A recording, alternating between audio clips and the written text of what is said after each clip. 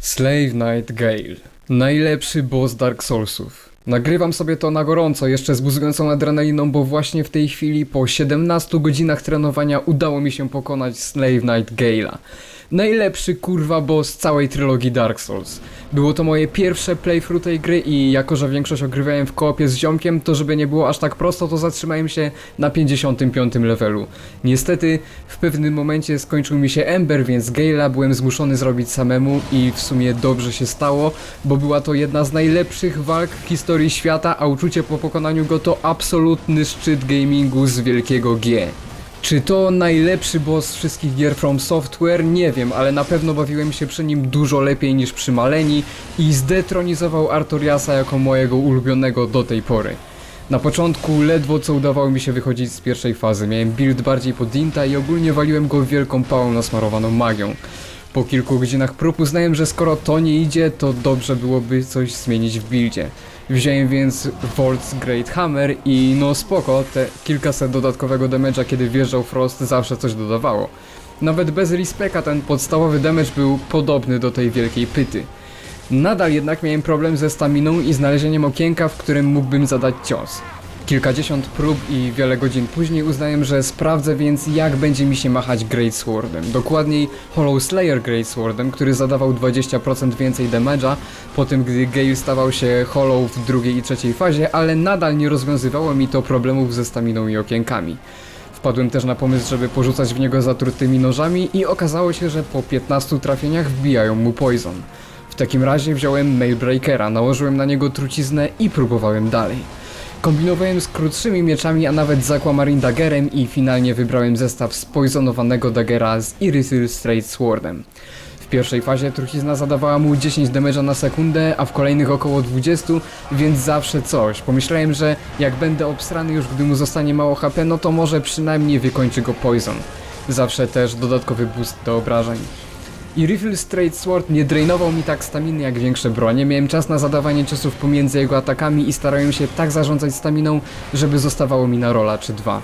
Reszta sprowadzała się do nauczania jego ruchów, ale jak się ich nauczyć podczas gdy w drugiej fazie albo umieram praktycznie od razu, albo był taki chaos, że nie wiedziałem co się dzieje i wjeżdżała panika gaming. Git good. Slave Knight Gale nie dawał mi spokoju. Szedłem spać z porażką, wstawałem z porażką. Gdy pracowałem, cały czas miałem w głowie, że przegrałem i nie mogę się tak poddać. Nie mogłem przestać o tym myśleć, ani nawet zagrać w coś innego, tak mi to się działo w głowie. Nawet gdy szedłem spać, to wiecie, jest efekt Tetrisa, gdy jak dużo w niego gracie, to zasypiając widzicie spadające klocki. Tak samo jak dużo grałem w Minecrafta, to widziałem klocki. No to ja teraz zasypiając normalnie widziałem, jak roluje jego ataki. Za wszelką cenę nie chciałem wbijać dodatkowych leveli, chociaż miałem duszę do wydania, bo po tylu próbach już nie czułbym tego jako zwycięstwo. Umniejszyłoby to temu wyzwaniu, a przecież nie o to chodzi. Cały szkopuł utkwił w tym, żeby pokonać go na 55 poziomie, tak jak wszedłem, tak samo wyjdę z tej areny. Ale mogłem zrobić jedną rzecz, żeby nadal zaliczyć sobie ten challenge. Mogłem zrobić respect, bo miałem wbite 30 winta, a z takim setupem w ogóle tego nie wykorzystywałem.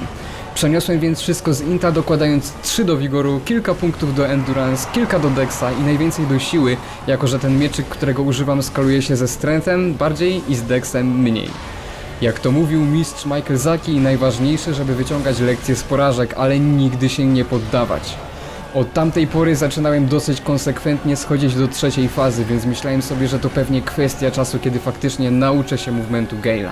Szczególnie, że świetnie telegrafuje ciosy. Naprawdę. Były też nawiązania Elden Ringowe, jak te pioruny czy kombosy, które po prostu trzeba było zapamiętać, ale nigdy nie miałem wrażenia, że oszukuję. Zawsze wiedziałem, że po prostu muszę stać się lepszym. W przeciwieństwie do Maleni, gdzie miałem dziwne wrażenie, że czasami ma Hyper Armor, a czasami nie, a jak akurat byłem w trakcie animacji ataku, gdy ona zaczynała swój Waterfall Dance, to było po mnie. Naprawdę zajebisty bossik. Był dla mnie wymagający, ale z drugiej strony czułem progres. Zmiany w buildzie, które wprowadzałem, faktycznie miały znaczenie. Każda porażka wiązała się z moim błędem, a nie poczuciem, że oszukuję. Ja też w tych grach preferuję bossy, które są normalnych rozmiarów, bo z tymi większymi czasami przeszkadza mi kamera. Czasem gdy podejdę za blisko, to nie widzę jaki cios telegrafuje na przykład Midir, gdzie setki razy umarłem od jego machnięcia ogonem, bo to mnie wtedy zabijało na hita. W trzeciej fazie jak zwykle podskoczyło mi ciśnienie, ale gdy pasek zdrowia bossa zbliża się już do jego nazwy, to adrenalina buzuje jak pojebana. Gdy przegrywałem w takich sytuacjach, to normalnie musiałem sobie zrobić kilkuminutową przerwę i to rozchodzić, bo tak mi się łapy trzęsły, stary. Pojebane. Starałem się zachować zimną krew jak tylko mogłem, chociaż było to niesłychanie trudne. W kombo będą 2 hity czy 3. Roll, hit. Widzę, że skulił się jakby srał, czyli mamy kilka sekund zanim wybuchną czaszki. To moja szansa, ryzykuję. Pyk, cyk, jest, kurwa! I wypełnia mnie to niezastąpione niczym innym uczucie satysfakcji, spełnienia, uczucie zwycięstwa nie tylko nad bossem, ale i nad sobą, nad swoimi słabościami. Nie ma piękniejszego uczucia w gamingu, kiedy wiesz, że poświęciłeś wiele godzin, w moim przypadku 17, żeby stać się na tyle dobrym. Grindujesz jedną rzecz tyle czasu i w końcu wygrywasz. Zwycięstwo. I pamiętajcie, don't you dare go hollow.